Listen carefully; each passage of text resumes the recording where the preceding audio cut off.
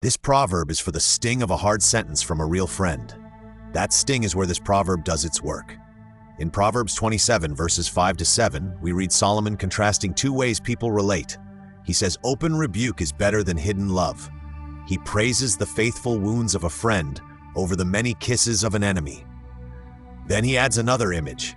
A person who is full hates even honey, but to the hungry, even bitter food tastes sweet. It is about correction, motives, and what our inner hunger does to our ears. Observation first. The speaker is a wisdom teacher, traditionally Solomon, offering short, sharp sayings about life and community.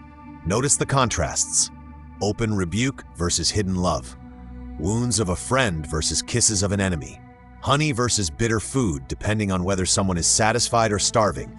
The Hebrew word naaman, translated faithful for a friend's wounds, carries the sense of reliability and trustworthiness, not cruelty.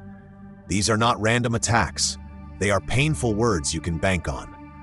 The proverb also assumes that enemies can sound affectionate. Their kisses may feel good, but they are not for your good. Our inner condition matters too. A full soul can reject even good things. An empty soul can cling to harmful words because at least they offer attention. Now, interpretation. For the original audience, this proverb taught discernment in relationships. Not every painful sentence is harm, and not every sweet sentence is help. Open rebuke means someone cares enough to bring a hard truth into the light instead of hiding concern behind silence. Hidden love, by contrast, feels safe but may leave serious issues untouched. Psalm 141 echoes this idea. "Let a righteous man strike me. It is a kindness." Paulo in Ephesians 4 calls believers to speak the truth in love, holding together honesty and care.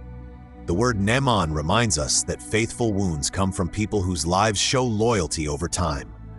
Theologically, this points to a God who corrects because he loves, not because he enjoys wounding. Scripture presents discipline as a sign of sonship, not rejection. At the same time, it warns that flattery and empty praise can be dangerous, especially when our hearts are hungry for approval. Application brings it home. For us, this touches both how we receive and how we give correction.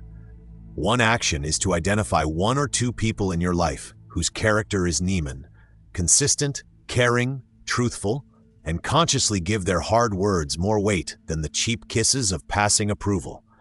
When they name a concern, instead of reacting defensively, try saying, "Thank you for trusting me with that," and sit with it in prayer or reflection before responding. The second action is to check your own hunger. If you feel starved for affirmation, you may swallow any sweet word, even from people who do not have your good in mind, and you may reject the honey of honest feedback because it stings first. This week, pay attention to one moment of correction and one moment of praise. Ask yourself whose voice it was and what fruit it leads toward.